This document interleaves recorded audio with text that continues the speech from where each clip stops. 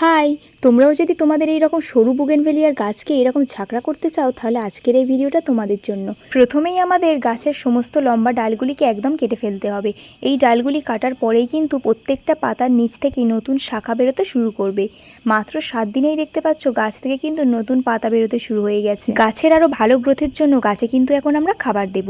অনেকেই আমাকে আগের ভিডিওতে জিজ্ঞাসা করেছিল আমি আমার বুগেনভেলিয়ার গাছে কী সার ব্যবহার করেছি।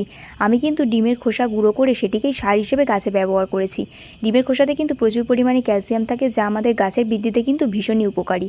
আমি মাঝে মাঝে কলার খোসা ভেজানো জল, সবজির খোসা ভেজানো জলও গাছে দিয়েছি। এরপরে তো রেজাল্ট তোমরা নিজেরাই দেখতে পাচ্ছ।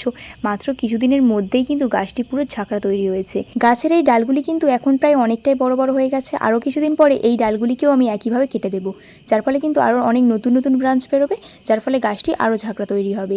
এইরকমই আরও অনেক টিপসের জন্য কিন্তু আমার চ্যানেলটা সাবস্ক্রাইব করতে হবে। আজকের মতো চলি, বাই।